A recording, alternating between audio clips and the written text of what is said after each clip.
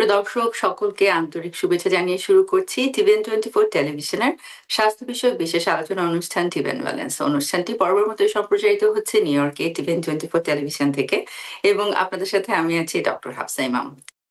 আমরা এর আগে আমাদের বেশ কয়েকটি পর্ব জুড়ে একটি ধারাবাহিক আলোচনা করেছিলাম, যেটা হচ্ছে পেরিমেনোপজ এবং মেনোপজ স্টেজে মহিলাদের যে হরমোনাল চেঞ্জের কারণে বিভিন্ন ধরনের পরিবর্তন আসে শারীরিক এবং মানসিকভাবে, এবং সেগুলোর বিভিন্ন বিস্তারিত চ্যালেঞ্জগুলো কিভাবে ডিল করা যেতে পারে এই বিষয়ে।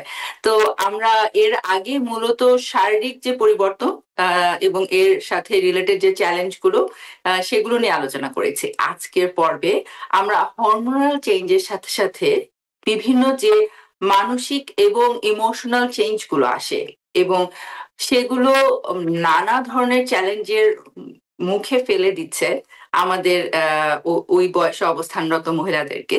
তো আজকে সেই পেরিমেনোপোজাল এবং মেনোপোজাল স্টেজে হরমোনাল চেঞ্জের কারণে আমাদের ফিমেল পেশেন্টরা বা ফিমেলরা যে ধরনের চ্যালেঞ্জগুলো ফেস করছেন মেন্টালি এবং ইমোশনালি, সেগুলো নিয়ে আজকে আমরা বিস্তারিত আলোচনা করব। এই বিষয়ে আমাদের সাথে বিস্তারিত আলোচনা করবার জন্য সংযুক্ত আছেন আমাদের বিশেষজ্ঞ চিকিৎসক psychiatrist doctor Monowara Begum. Doctor Monowara Begum, আপনাকে আমন্ত্রণ জানাচ্ছি আমাদের আজকের আলোচনায় এবং আপনাকে প্রথমেই আপনাকে সুস্বাগত আমাদের এই TVN ওয়েলনেস এর আলোচনায়। আপনি সময় করে এসেছেন, তার জন্য ধন্যবাদ। আশা করছি আমরা আজকে একটি চমৎকার আলোচনা করব, আপনার কাছ থেকে অনেক কিছু জানতে পারবো এই বিষয়ে, এবং আমরা পরবর্তীতেও আমার আশা থাকবে যে আপনার সাথে আমরা অনেকগুলো সিরিজ ডিসকাশন করব। শুরুতে আপনাকে ধন্যবাদ দিচ্ছি এবং আপনার কাছে জানতে চাচ্ছি শুরুতেই খুব সংক্ষেপে আপনি যদি আপনার শিক্ষা এবং কর্ম এবং ট্রেনিং এগুলো সম্পর্কে আমাদের সাথে খুব সংক্ষেপে একটু শেয়ার করেন, যেহেতু আজকে আপনি আমাদের সাথে প্রথম আলোচনায় সংযুক্ত হয়েছেন। ওকে, আমি প্রফেশনালি একজন বোর্ড সার্টিফাইড সাইকিয়াট্রিস্ট। আমি হলাম আমেরিকান সাইকিয়াট্রিক অ্যাসোসিয়েশনের লাইফ মেম্বার। আমি রকল্যান্ড সাইকিয়াট্রিক সেন্টার নামে একটা সাইকিয়াট্রিক হসপিটালে মেডিকেল ডিরেক্টর ছিলাম বহু বছর। ওখানে আমি 30 ইয়ার্স ইনপেশেন্টে কাজ করেছি এবং একই সঙ্গে আমার প্রাইভেট প্র্যাকটিসও ছিল পার্ট টাইম। এবং আমি আমেরিকান সাইকিয়াট্রিক অ্যাসোসিয়েশনের কতগুলো ডিস্ট্রিক্ট ব্রাঞ্চ আছে, ওয়ান অফ দ্য ব্রাঞ্চের আমি প্রেসিডেন্ট ছিলাম কিছুদিন। এবং বিভিন্ন ইনভলভমেন্ট আমার আছে আমাদের বাংলাদেশি কমিউনিটিতে। আমি আগেও মেন্টাল হেলথ সম্পর্কে, বিশেষ করে mental health, why it is difficult for people to accept treatment, stigma নিয়ে অনেক কথা বলেছি, এনজাইটি ডিপ্রেশন নিয়ে কথা বলেছি, এবং আমার অলমোস্ট 44 ইয়ার্স অফ এক্সপিরিয়েন্স আছে সাইকিয়াট্রিক ট্রিটমেন্ট এন্ড কেয়ারিং এ আর কি। এই সংক্ষিপ্তভাবে এটুকুই এখন বললাম। অসংখ্য ধন্যবাদ আপনাকে ডক্টর বেগম। সুপ্রিয় দর্শক, আসলে ডক্টর বেগম এরকম একজন চিকিৎসক যিনি ব্যক্তিগত পর্যায়ে তার পেশেন্টের জন্য অনেক বেশি কেয়ার করেন এবং ব্যক্তিগত আগ্রহের জায়গা থেকেই তিনি অনেক কমিউনিটি এবং অর্গানাইজেশনাল লেভেলে অনেক ইনভলভ এবং অনেক কিছুর সাথে তিনি সংযুক্ত আছেন এবং অনেক দীর্ঘ সময় ধরে উনি ব্যক্তিগত আগ্রহ এবং উদ্যোগ থেকে পেশেন্ট শুধু আমি বলবো না, মানুষের বিভিন্ন ধরনের যে সাইকিয়াট্রিক ইস্যু সেখানে তিনি ব্যক্তিগতভাবে হেল্প করতে পারেন, সেইভাবে করে উনি অনেক কাজ করে যাচ্ছেন এবং অনেক আগ্রহের সাথে এগুলো করে যাচ্ছেন।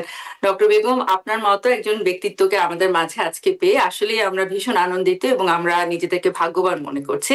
আশা করি TVN ওয়েলনেসও আপনার কাছ থেকে আমরা অনেক কিছু জানতে পারবো এবং এই ধারাবাহিকতা বজায় থাকবে। তো শুরুতেই আসলে আজকে আমাদের যে আলোচনার বিষয়টি, আমরা জানি যে পেরিমেনোপোজ এবং মেনোপোজাল স্টেজে মহিলাদের যে হরমোনাল চেঞ্জ গুলো আসে সেটা তাদেরকে বিভিন্ন ধরনের ফিজিক্যাল, মেন্টাল এবং ইমোশনাল চ্যালেঞ্জের ভিতরে ফেলে দেয়।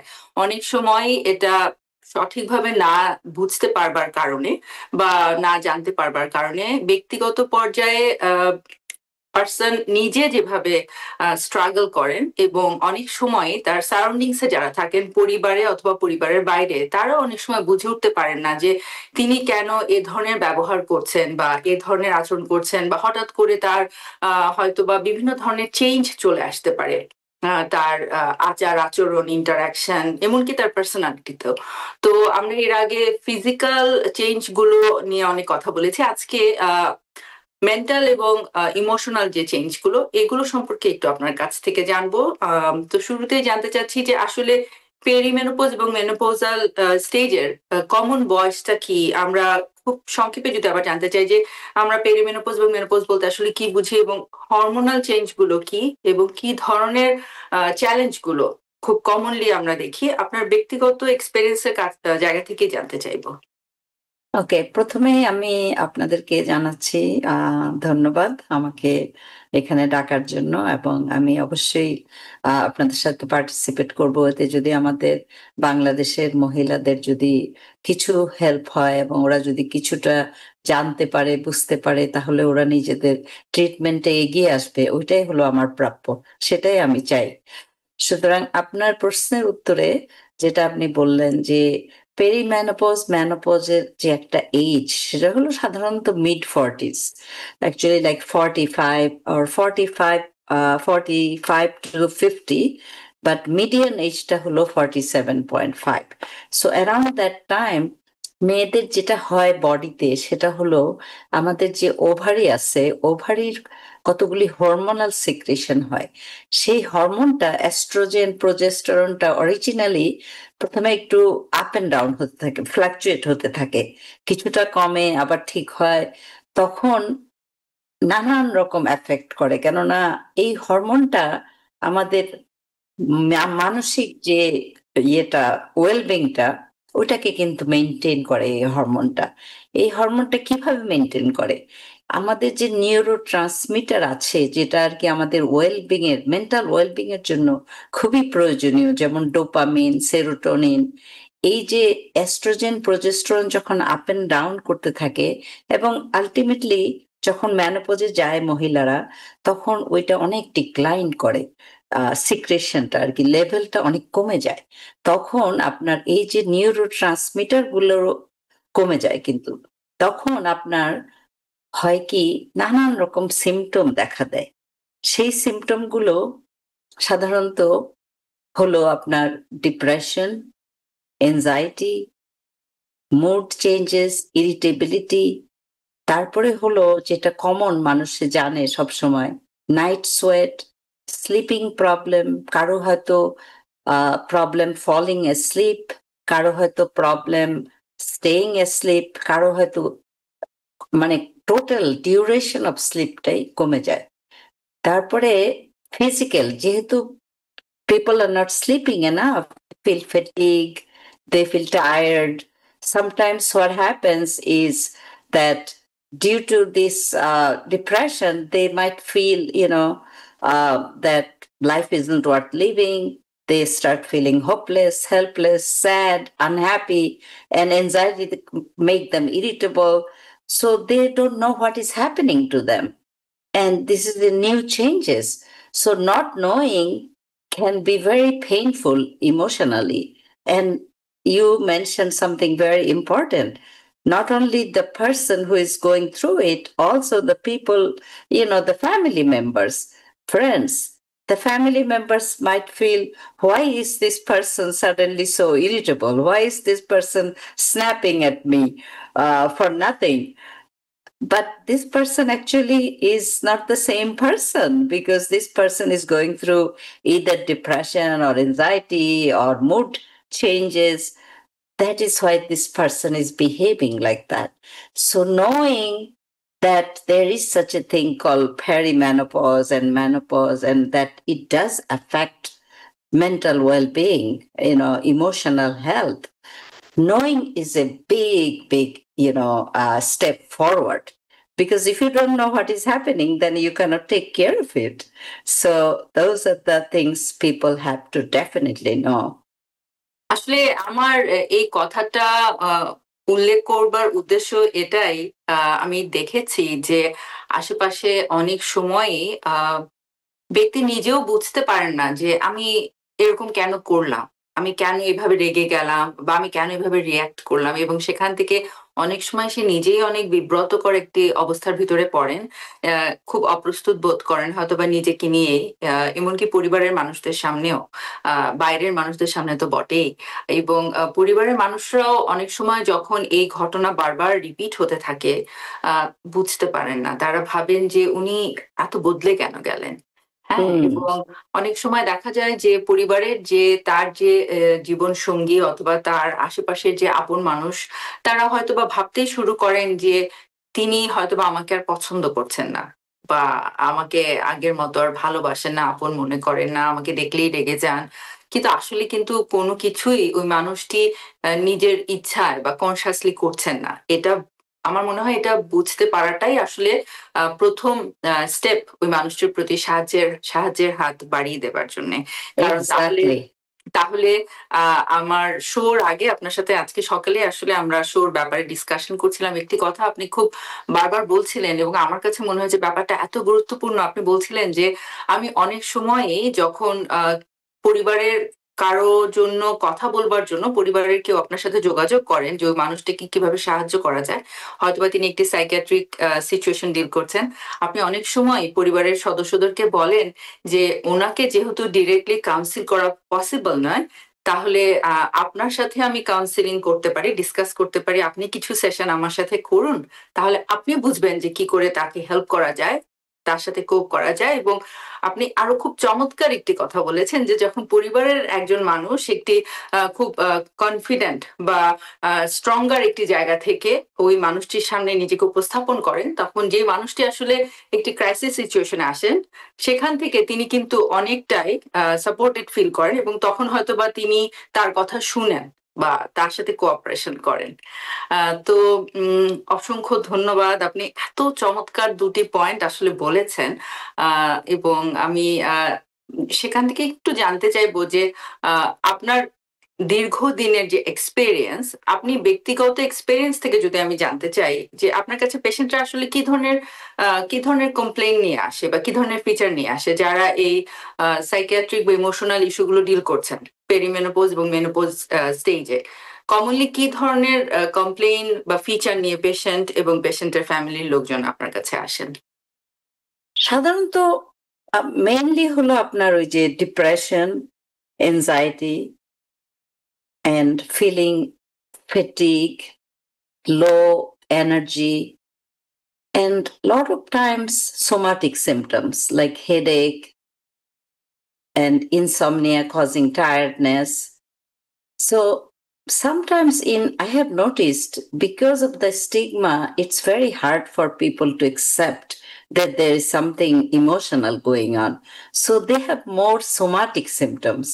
In Bangladeshi community, even in Bangladesh, when I was in medical school, I noticed that when people are depressed, they will say, I have burning sensation on top of my head. I have headache. I cannot eat, or there is no taste in my mouth. So it is acceptable to talk about physical problems. I remember having a patient, actually she was a nurse working in my hospital, and I don't usually treat, my colleagues. And she was like begging me, Dr. Begum, I know you're a good psychiatrist, you have to take me because I have been having this headache for some time now, and everything has been done and nothing is working, MRI, and they cannot find anything. So she came to me, I did all the, checked all her medical workup, because that is very important actually. I don't want to forget mentioning that when somebody is, feeling all those somatic symptoms, first thing they have to do, go to the primary care doctor. So the primary care doctor have to tease it out that this is nothing to do with something underlying medical problem. So once they know that there is no medical problem, by doing the blood work, if necessary, X-ray and other investigative work, once that is negative, then something is else is going on. And if it's the particular age of a woman, then you think of perimenopause, of course. So this particular patient, I said, okay, are you okay with, there is a medication for it? Because you have tried everything, I will, of course, I do both medication and therapy because I just don't believe throwing medication at somebody. They have to understand. So education is a big part of my treatment. So I gave her few sessions of just educating her about what is going on, what I think is going on. And then at the end, she said, oh, okay, I will try the medicine. And you'd not believe, in 2 weeks, her headache is gone. And she's like, she thought I was the miracle doctor. I said, no, it's the medicine is working for you. You could have been taking that and not suffer. So, she did very well on that. So, there are examples like that. So people might present in a different way, but the psychiatrist has to be skilled enough to tease out, and find the correct diagnosis and treat the person accordingly. অসংখ্য ধন্যবাদ আপনাকে doctor Begum. আমরা জানি যে আমি অনেকের কাছ থেকে ব্যক্তিগত পর্যায়ে অনেক ধরনের পার্সোনাল গল্প বা কেউ ক্রাইসিসের জায়গা থেকেও আসেন শেয়ার করবার জন্য যে আমার এরকম একটা সিচুয়েশন হচ্ছে, তো আপনার কি মনে হয়, বা আপনি তো অনেক রকমের ডিসকাশন করেন অনেক রকমের ইস্যু নিয়ে, তো আপনার অনেক হয়তো বা অনেকের সাথে আপনার আলোচনা হয়, সেখান থেকে আপনার কি কোনো ধারণা আছে কিনা বা আপনি কোনো সাজেশন দিতে পারেন কিনা। তো আমি দেখি যে এখনকার সময় যেটা খুব কমন যে আমরা খুব নিউক্লিয়ার ফ্যামিলি, এখন খুব কমন, খুব নিউক্লিয়ার ফ্যামিলি লাইফ, এবং সেজন্য সবার আশেপাশেই হয়তোবা সাপোর্ট সিস্টেমটা অনেক চেঞ্জ হয়ে গিয়েছে। আমার কাছে মনে হয় যে আগের তুলনায় এখন আমাদের সাপোর্ট সিস্টেম অনেক বেশি ফ্রেজাইল, আমরা অনেক বেশি ইন্ডিপেন্ডেন্ট, এবং নিউক্লিয়ার ফ্যামিলি এবং একই সাথে গ্লোবালাইজেশনের কারণে খুব ইয়াং বয়সে কিন্তু মানুষ নিজের পরিবার থেকে অনেক দূরে দূরে চলে যাচ্ছে কাজের জন্য, উচ্চশিক্ষার জন্য, বা হয়তোবা নতুন লাইফস্টাইল বা ক্যারিয়ারে তারা এক্সপেরিয়েন্স করতে চাচ্ছেন।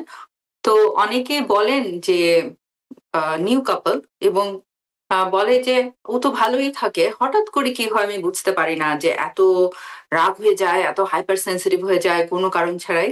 তো আমি খুব কমন যেটা দেখলাম যে আসলে যেটা হচ্ছে পিএমএস যে আমরা বলি, হ্যাঁ, যে প্রি মেনস্ট্রুয়াল যে সিনড্রোম গুলো, অনেক সময় অনেক কাপল অনেক শিক্ষিত কিন্তু এটা সম্পর্কে তাদের আসলে কোনো ধারণা নেই যে মাসের একটি নির্দিষ্ট সময় সাইকেলের আগে হরমোনাল চেঞ্জ থেকে মেয়েদের যে ইমোশনাল মুড সুইং, এবং এটা যে কত ভয়াবহ এফেক্ট করতে পারে আসলে মানুষের ব্যক্তিগত জীবনকে, পার্সোনাল রিলেশনশিপকে, এবং অনেকের কিন্তু আসলে এটা এত বেশি সিভিয়ার যে তার অনেকের ক্যারিয়ার পর্যন্ত এফেক্টেড। আমি দেখেছি অনেকে কমপ্লেন করেন যে উনি হঠাৎ করে এত রেগে যান, এত দুর্ব্যবহার করেন, আসলে কিন্তু কেউ জানেই না, মানে ব্যক্তি নিজেও যেরকম জানেন না, তার আশেপাশের পরিবার এবং কাজের জায়গার লোকজনও জানেন না যে এটা আসলে তিনি যে ইচ্ছা করে করছেন না। হ্যাঁ, এবং শুরুতে যেটা আমি বললাম, ঠিক আমার খুব ইচ্ছা যে আমি এই পিএমএস নিয়ে আসলে আপনার সাথে আমি একটা ডিটেলস আমরা আলোচনা করব।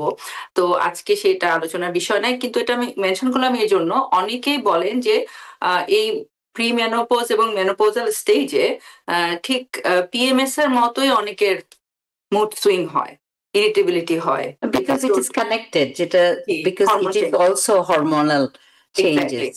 হ্যাঁ, তো এটা বলবার কারণ এটাই যে আমি দেখেছি পিএমএস এর কারণে অনেকের ব্যক্তিগত জীবন ডিজাস্টার, পার্সোনাল রিলেশনশিপ ভেঙে যাচ্ছে, অ্যাফেক্টেড হচ্ছে, কাজের জায়গায় সে অনেক রকম ভাবে সাফার করছেন, মানুষ তার সম্পর্কে খুব খারাপ ধারণা হয়ে যাচ্ছে যে উনি বদলে যাচ্ছে। হ্যাঁ, তো এই বয়সে যখন সেটা যেহেতু আর্লি এজ, কিন্তু এই পেরিমেনোপজ মেনোপোজাল স্টেজে এসে আমি দেখেছি অনেকে খুব লোনলি হয়ে যান, হয়তোবা তার যে জীবন সঙ্গী ছিলেন তিনি হয়তোবা বয়স হয়ে গেছেন, অথবা তার সাথে আর নেই, পৃথিবীতেই নেই, তার ছেলেমেয়েরা হয়তোবা দূরে দূরে থাকে, কিন্তু অনেকে ছেলেমেয়ের সাথেও কাছাকাছিও থাকতে পারেন, একসাথেও থাকতে পারেন।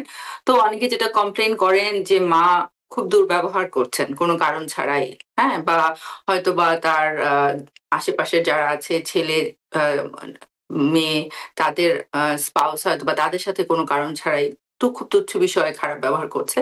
এবং যেহেতু আসলে ব্যাপারগুলো আমরা হয়তোবা অনেকেই জানি না, আমরা বুঝতে পারি না যে উনি আসলে ইচ্ছাকৃতভাবে করছেন না। Right right. তো আমি একটু বলবো যে ডক্টর বেগম আপনি যদি এটা একটু আলোচনা করেন, কারণ এই যে সোশ্যাল সাপোর্ট এটা আসলে এ ধরনের সিচুয়েশনে খুব গুরুত্বপূর্ণ একটি ভূমিকা পালন করে বলে আমি মনে করি, এবং আমার মনে হয় সেখান থেকে এই সিচুয়েশন গুলোকে আসলে অনেক নর্মালাইজ এবং অ্যাকসেপ্টেবল লেভেলে নিয়ে আসা সম্ভব।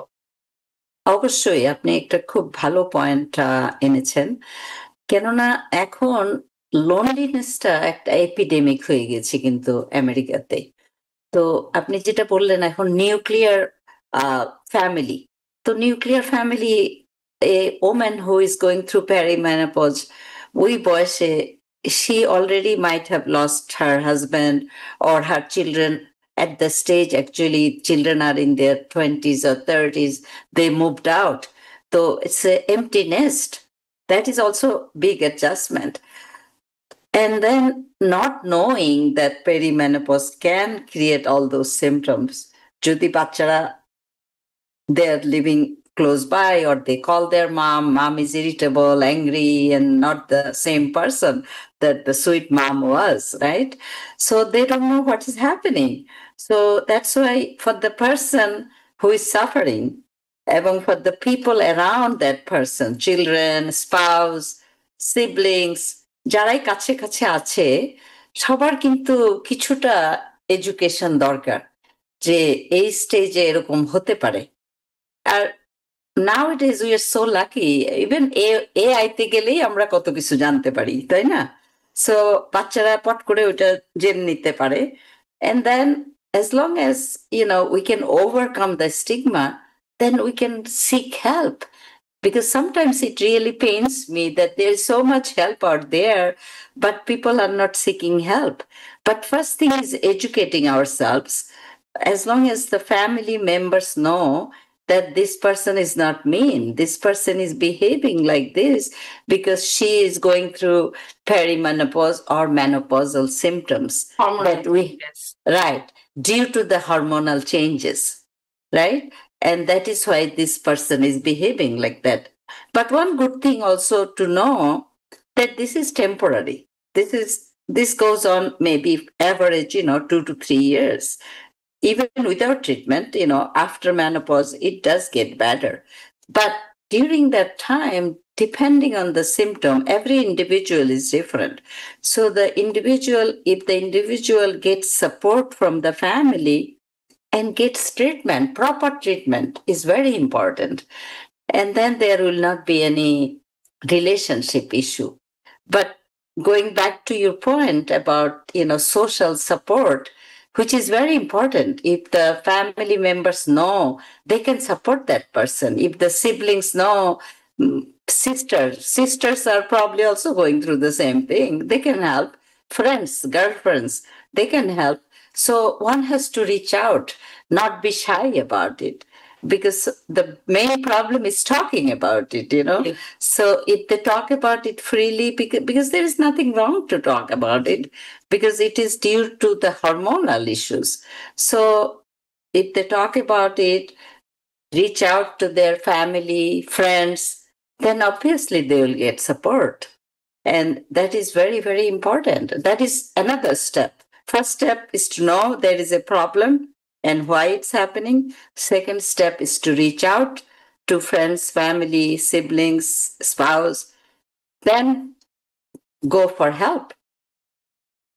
অসংখ্য ধন্যবাদ আপনাকে ডক্টর বেগম। সুপ্রিয় দর্শক, আমরা হরমোন রিলেটেড যে ইমোশনাল এবং মেন্টাল চেঞ্জ গুলো পেরিমেনোপজ এবং মেনোপজাল স্টেজে, এগুলো নিয়ে আরো অনেক বিস্তারিত ইনফরমেশন জানবো। এই মুহূর্তে চলে যাচ্ছি একটি ছোট্ট বিরতিতে। বিরতির পরে আপনাদের সাথে আরো অনেক গুরুত্বপূর্ণ বিষয় নিয়ে ফেরত আসছি, আমাদের সাথেই থাকুন। সুপ্রিয় দর্শক, বিরতির পর আবারও ফেরত এসেছি আপনাদের সাথে আজকে টিবিএন ওয়েলনেস এর আলোচনায়। পেরিমেনোপজাল এবং মেনোপজাল স্টেজে মহিলাদের যে বিভিন্ন ধরনের ইমোশনাল মেন্টাল ইস্যু গুলো, চেঞ্জ গুলো আসে, সেগুলো যে চ্যালেঞ্জ গুলো, আমরা কিভাবে এটা ডিল করতে পারি, ইনফরমেশন গুলো জেনে নিব। আমরা নিজেকে এবং পরিবারের মানুষের প্রতি কিভাবে সাহায্যের হাত বাড়িয়ে দিতে পারি। আমাদের সাথে আলোচনায় আছেন doctor Monowara Begum, psychiatrist. Doctor Begum, আপনি বলছিলেন খুব চমৎকার করে যে কিভাবে আসলে সোশ্যাল সাপোর্ট থেকে আমরা পেশেন্টের পাশে এসে দাঁড়াতে পারি। আমি জানতে চাইবো যে আমাদের যুক্তরাষ্ট্রে হেলথ সিস্টেমে কি ধরনের সাপোর্ট এবং ফ্যাসিলিটিস অ্যাভেলেবেল আছেন পেশেন্ট সিস্টেম থেকে কি কি সাপোর্ট নিতে পারে, যেরকম পিয়ার গ্রুপ, বিভিন্ন ধরনের পিয়ার গ্রুপ বা থেরাপি বা এই ধরনের যে ইস্যুগুলো সেগুলো সম্পর্কে যদি রাইট আপনি একটু বলেন। তো actually it has to start with first with the primary care physician, right? যেমন আগে আমি যেটা বললাম, that rule out everything, that there is no underlying medical problem causing those symptoms. ওইটা আমরা সাইকিয়াট্রিস্টও সবসময় করি।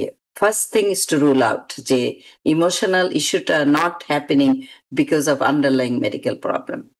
তো প্রাইমারি কেয়ার ডক্টরের কাছে গেলে the primary care doctor will refer the person to the OBGYN doctor. And OBGYN doctors actually have a lot of resources. There are menopausal society, perimenopausal society.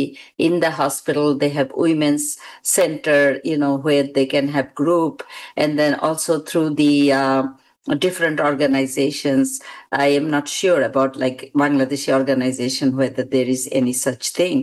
But there are a lot of resources like National Association of Mental Illness. It's actually run by only the family members, and there are so many resources.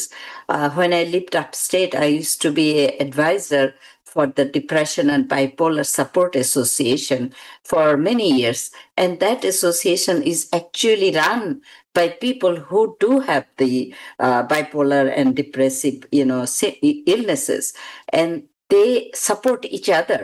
So there are different organizations available. Only the person has to know, talk to their physician, talk to the OBGYN doctor, talk to and check online. And nowadays, after the pandemic, one good thing happened is that, like you and I are doing now online, by Zoom, people can get treatment through, virtual treatment through Zoom. Telemedicine. Right. Telemedicine. They don't even have to go to the, doctor in person. What I'm really talking about, like if they need therapy or if they have to join a peer group, they can do it, in the comfort of their home. So there are a lot of things available like that. And if it's serious, then of course, they have to go to a psychiatrist. If their primary care doctor says, I think you should go to a psychiatrist. And I cannot emphasize enough that people might think, oh my God, am I crazy? Why do the doctor asking me to go to a psychiatrist? No, because the psychiatrist is a specialist who is specialized for years learning how to treat mental illness. আপনি এটা আমাকে সকালবেলা বলছিলেন যে আমাদের সোসাইটিতে, আমাদের কমিউনিটিতে শুধু নয়, আমাদের সোসাইটিতে বলতে আপনি মিন করছিলেন যে এটা বাংলাদেশ বা বাংলাদেশি বলতে না, সারা পৃথিবীতে সব দেশের সব রকমের মানুষের ভিতরেই এক ধরনের একটি ধারণা আছে, যেটাকে আমরা বলি যে স্টিগমা, যে মানুষ মনে করেন যে আমি সাইকিয়াট্রিস্টের কাছে যাওয়া মানে আমি কি পাগল নাকি, এবং খুব অফেন্ডেড ফিল করেন। এমনকি আপনি আমার সাথে বলছিলেন যে আপনি একজন প্রফেশনাল মানুষকে বলেছিলেন যে তার পরিবারের মানুষের সমস্যার কথা তিনি বলছেন, এবং আপনি বলেছিলেন যে আপনি কেননা আপনি আমার সাথে আপনি কয়েকটা সেশন করেন, তাহলে আপনি অনেক কিছু জানতে পারবেন, আপনি বুঝতে পারবেন, তাহলে আপনি বুঝে যাবেন যে আপনি কি করে তাকে হেল্প করতে পারেন, এবং তখন তিনিও আপনার সাথে একটা রিলেশনশিপ ডেভেলপ করতে ইন্টারেস্টেড হবেন, তার সমস্যাগুলো নিয়ে আলোচনা করতে এবং আপনার কথা শুনতে। কিন্তু তারপরে উনি সেটা এত খারাপ ফিল করেছেন যে উনি আপনার সাথে যোগাযোগ করাই বন্ধ করে দিলেন। আসলে আমাদের এই কথাগুলো বলবার উদ্দেশ্য এটাই যে দর্শক আমরা যেন বুঝতে পারি যে আসলে সাইকিয়াট্রিস্টের সাথে আলোচনা করবার জন্যে বা কোনো থেরাপিস্ট বা কাউন্সিলরের সাথে যে আলোচনা করবার জন্য আমরা যদি আগ্রহ প্রকাশ করি, এটা আসলে আমরা নিজেকে এবং পরিবারের মানুষকে একটি বেটার লাইফের দিকে নিয়ে যাবার জন্য আমরা একটি সাহায্যের হাত বাড়িয়ে দিলাম। এতে লজ্জিত হবার জন্য বা নিজেকে কোনো রকম খারাপ ফিল করবার জন্য আসলে কোনো কারণ নেই। ডক্টর হ্যাঁ, একদম ঠিক বলেছেন। কেননা আমি সবসময় এই কথাটা বলি যে মেন্টাল যেসব প্রবলেম, যেমন আমরা আজকে পেরিমেনোপজ মেনোপজ নিয়ে কথা বলছি, এটা যেহেতু হরমোনাল চেঞ্জের জন্য এটা হচ্ছে। কিন্তু যখন আপনার কারো ডিপ্রেশন এনজাইটি হয়, অনেক সময় জেনেটিক ফ্যাক্টর থাকে, অনেক সময় এনভায়রনমেন্টাল ফ্যাক্টর থাকে, বিভিন্ন ফ্যাক্টরের জন্য হয়। এবং আমরা সাইকিয়াট্রিতে বলি যে mental illness is a brain disorder. এটা এটা একটা আহ, একটা ফিজিক্যাল রিজন আছে, ব্রেইনের নিউরোকেমিস্ট্রিটা চেঞ্জ হওয়ার জন্য সেটা হয়। সুতরাং স্টিগমাটা ভুলে গিয়ে আপনি যদি আপনার ট্রিটমেন্ট করেন, দেন আপনার যে মনটা ভালো হয়ে যাবে, আপনি যে লাইফটাকে এনজয় করবেন, এবং আপনার পরিবারও সেটাতে বেনিফিটেড হবে। কেননা আপনি যদি সবসময় ডিপ্রেস থাকেন, এনশিয়াস থাকেন, ইরিটেবল থাকেন, কথায় কথায় রাগ হয়ে যান, then you lose your relationship. You're suffering and people around you are suffering. So why not help yourself? অসংখ্য ধন্যবাদ আপনাকে। আপনি খুব গুরুত্বপূর্ণ এবং একটি আসলে খুব প্রয়োজনীয় একটি কথা বলেছেন যে এই ধরনের সিচুয়েশন যখন হচ্ছে, এটা কিন্তু নিজেকে এবং আশেপাশের মানুষকে, সবার লাইফকেই ইম্প্যাক্ট করছে নেগেটিভলি। যদি ওই মানুষটি এই সিচুয়েশনটিকে ফিক্স করতে আমরা না পারি, আমরা যদি নিজেকেও বুঝতে হবে এবং পরিবারের মানুষকেও বুঝতে হবে যে এই যে একটি নেগেটিভ সিচুয়েশন ক্রিয়েট হচ্ছে, এটার জন্য কিন্তু আসলে আশেপাশে ডাক্তার এবং হেলথ কেয়ার সিস্টেমে অনেক ধরনের ফ্যাসিলিটিস এবং সাপোর্ট সিস্টেম আছে। আমাকে এই সাপোর্ট গুলো নিতে হবে, কারণ আমি নিজে এবং আমার পরিবারের সবাইকেই আসলে ভালো থাকতে চাই, ভালো রাখতে চাই। হ্যাঁ, জীবনটা তো ছোট এবং সেটা সুন্দর করে অভিজ্ঞতা করাটাই আমাদের সকলের উদ্দেশ্য। তো ডক্টর বেগম, আমি আপনার কাছে আরেকটি কথা জানতে চাইবো যে আমরা জানি যে এই যে বয়সের সাথে সাথে আমাদের চেঞ্জ, এখানে কিন্তু আমাদের সঠিক ফুড হ্যাবিট, এক্সারসাইজ হ্যাবিট এবং একই সাথে যেটাকে আমরা বলি স্লিপ হাইজিন, এই বিষয়গুলো খুব এভরিডে লাইফের একটি আনঅ্যাভয়েডেবল পার্ট। কিন্তু আমরা অনেকে বুঝতে পারি না যে এই বিষয়গুলো আসলে কত গুরুত্বপূর্ণ ভূমিকা পালন করে আমাদের লাইফের এই ধরনের সেন্সিটিভ ইস্যুগুলোকে হেলদি ভাবে ইনফ্লুয়েন্স করবার জন্য। তো আপনি যদি একটু healthy food habit, slip hygiene এবং এক্সারসাইজ হ্যাবিট এগুলো নিয়ে একটু ছোট করে বলেন। হ্যাঁ, আমরা জানি যে এক্সারসাইজ যখন করা হয় তখন একটা হ্যাপি হরমোন রিলিজ হয় বডিতে, এবং এক্সারসাইজটা খুব ইম্পর্টেন্ট। কেননা এক্সারসাইজ নট অনলি হেল্পস যে উইথ দ্য মুড, এটা also helps you with your cardiac health. কেননা সারা পৃথিবীতেই কার্ডিয়াক প্রবলেমের জন্য মর্টালিটিটা সবচেয়ে হাইয়েস্ট হলো due to the cardiac reason. তো আমরা যদি রেগুলার এক্সারসাইজ করি, even 20 minutes exercise, any kind of exercise, একটু হাঁটা, একটু ইয়োগা করা, একটু আপনার জিমে গিয়ে যদি আপনি একটু অ্যারোবিক এক্সারসাইজ করেন, একটু ওয়েট এক্সারসাইজ করেন, তাহলে ওই বেনিফিটটা কিন্তু খুবই ভালো। এবং আমি বলবো যে এটাকে একটা রুটিনের মধ্যে আনতে পারলে, যে এভরিডে একটা ফিক্সড টাইমে আমি 20 মিনিট হাঁটতে যাব, বা আমি 20 মিনিট জিমে এক্সারসাইজ করব। ইভেন ঘরেও আপনার কয়েকটা ডাম্বেল রেখে দিলে আপনি ঘরেও করতে পারেন। So it does not really take time, 20 minutes 30 minutes out of your day একটা ফিক্সড টাইমে করা ভালো। এবং এতে আপনার বিভিন্ন স্বাস্থ্যের উপকার তো হচ্ছেই, প্লাস মেন্টাল ওয়েলবিংটাও ভালো হচ্ছে। এরপরে আরেকটা যেটা বললেন আপনি, নিউট্রিশন ইজ ভেরি ইম্পর্টেন্ট। কেননা আমরা যে সোসাইটিতে, ইভেন বাংলাদেশেও আজকাল নানান রকমের ফুড আমরা খাচ্ছি যেগুলা not really healthy food. So আমাদের মনে রাখতে হবে যে প্রপোর্শনটা we have to try to keep it under control. More vegetable, less carbohydrate, less sweet, and পরিমাণ মতো আপনার প্রোটিন। এটা হলো ব্যালেন্স ডায়েট। তো এই ব্যালেন্স ডায়েটটা যদি আমরা ঠিক মতো খাই এবং ওভার ইট না করি, তাহলে আমাদের ওবেসিটি হবে না। Obesity is a problem through out the world এখন। তো ওবেসিটি থেকে নানান রকম রোগ হয়, আপনার ডায়াবেটিস বলেন, হাই ব্লাড প্রেশার বলেন, হার্ট প্রবলেম বলেন। সুতরাং আপনার এক্সারসাইজ এবং প্রপার নিউট্রিশনটা এইসব রোগগুলোকে প্রিভেন্ট করবে। তারপরে হলো আপনি আরেকটা খুব ইম্পর্টেন্ট কথা বলেছেন, স্লিপ হাইজিন। তো একটা ইন্টারেস্টিং স্টোরি মনে আসলো। আমার একটা পেশেন্ট বলল, doctor, I have been having sleep problem for 30 years, none of the psychiatrists can help me. তো প্রথম দিনই আমি ভালো করে হিস্ট্রি নিলাম, তারপরে আমি বললাম, what time you go to bed? I go to bed at 9. So what time you wake up? I wake up at 9. So you're sleeping 12 hours and you're complaining you don't well, but sometimes I wake up at 5. I cannot fall asleep. Even if you wake up at 5, you are like, he's like 65. So I said, you already have 8 hours. So sometimes, it's like your perception. But some people, what they do, they go to bed at 2 in the morning and then they're sleeping until 10. And then they are falling asleep maybe during the day, and they're having tea or coffee before bedtime and they cannot fall asleep. And they say, I have a sleep problem. That's not a sleep problem. That's a sleep hygiene problem.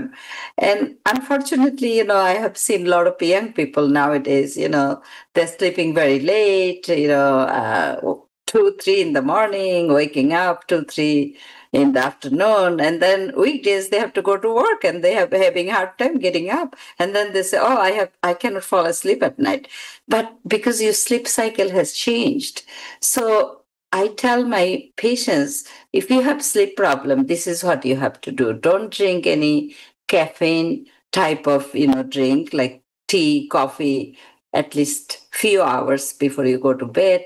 Make a fixed time that you go to bed. You make your time, like 10, 11, you make it and go to bed that time. And then if you cannot fall asleep, don't lay around in the bed. Bed should be just for sleeping. So if you cannot sleep, get up, walk around a little bit, and then when you're sleepy, go back to the bed. But wake up, even if you're did not sleep that much, you wake up in a fixed time. So let's say 7 a.m. or 8 a.m. You put an alarm, you wake up, you get out of bed. And then if you keep doing it for 2 weeks, you'll see the result that you will have to, your body will tell you that I'm going to get up at 7, so I have to sleep, Your body will feel tired because during the day you cannot sleep. You cannot lie down. So you'll feel exhausted, you'll feel sleepy. So that's very important. That is basically the sleep hygiene. There are books written about sleep hygiene. So I tell my patients, you want my book or you want this simple, talk that I'm telling you? This is what it is. It's very simple, but it's hard for people to do, ধন্যবাদ। জি, অসংখ্য ধন্যবাদ doctor Begum. আসলে আমাদের সময়ের স্বল্পতার কারণে আমাদের আজকের আলোচনা এখানেই শেষ করতে হবে। আপনার সাথে আরো অনেক বিষয় নিয়ে কথা বলবার ছিল। তো আমি আশা করছি অতি শীঘ্রই আমরা আসলে এই টপিকটির উপরেই আরো একটি আলোচনা করতে পারবো। কারণ আমি আরো খুব বিস্তারিত আলোচনা করতে চাচ্ছিলাম যে অনেকেই কমপ্লেইন করেন যেটা যে ব্রেইন ফগ আমরা বলি, কগনিটিভ চেঞ্জ গুলো, এবং এটা মানুষের ব্যক্তিগতভাবে পার্সোনাল লেভেলে কনফিডেন্স এবং পার্সোনালিটিকেও খুব আমি বলবো খুব ক্লোজলি ইম্প্যাক্ট করে। এবং আমি যে কথাটা রিপিটেডলি শুনি আমার পরিচিত মানুষের কাছ থেকে আশেপাশে, যে আমি আমি আমি আগে এরকম ছিলাম না, আমি খুব ভুলে যাচ্ছি। এবং হয়তো বা অনেকেই তারা একা থাকেন, সেলফ কেয়ার করেন সম্পূর্ণভাবে, এবং এটা তাদের এক ধরনের অ্যাংজাইটি কারণ হচ্ছে আমি দেখতে পাচ্ছি। তো এই বিষয়গুলো আরেকটু বিস্তারিত আপনার কাছ থেকে জানবো। তো আজকে বিদায়ের পূর্বে জানতে চাইবো যে দর্শকের উদ্দেশ্যে আপনি যদি কোনো অ্যাডভাইস শেয়ার করতে চান। দর্শকের উদ্দেশ্যে আমি বলবো যে আমরা যে টপিকটা নিয়ে আজকে আলোচনা করলাম, পেরিমেনোপজ এন্ড মেনোপজাল সিমটমস, আপনারা এটাতে নিজেদেরকে এডুকেট করেন যে দেয়ার আর symptoms. What are the symptoms? Depression, anxiety, brain fog, আপনি যেটা বললেন, নাইট সোয়েট, এবং এটার কিভাবে ট্রিটমেন্ট করা যায়। এবং আপনারা প্রাইমারি কেয়ার ডক্টরের কাছে যান, আপনারা দরকার হলে সাইকিয়াট্রিস্টের কাছে যান, because there is so much help out there. So why suffer? Don't suffer. That is my advice for people, my message, that there is a lot of help out there. All you have to do is grab it. So do not suffer in silence. Talk to your friends, family. When you start opening up, you'll see there are a lot of other people are suffering and they will be happy to talk about it.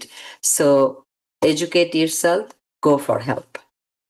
অসংখ্য ধন্যবাদ doctor Begum. সুপ্রিয় দর্শক, আমরা চেষ্টা করেছি সময় স্বল্প পরিসরে আমাদের এই যা যা কমন সিচুয়েশন গুলো আছে পেরিমেনোপজ এবং মেনোপোজাল স্টেজে হরমোনাল চেঞ্জের কারণে যে ধরনের ইমোশনাল এবং মেন্টাল ব্রেকডাউন গুলো আমাদের পেশেন্টরা ফেস করেন এবং এটা কি করে আমরা চিনতে পারবো, আমাদের পরিবারের লোকরা কি করে আমরা বুঝতে পারবো এবং আমরা কি করে আন্ডারস্ট্যান্ডিং এর জায়গা থেকে সাহায্যের হাতটি বাড়িয়ে যাব এবং আমরা বুঝবো যে ডাক্তারের সাথে আলোচনা করা, সাইকিয়াট্রিস্টের সাথে আলোচনা করা আসলে কোনো লজ্জার বিষয় নয়।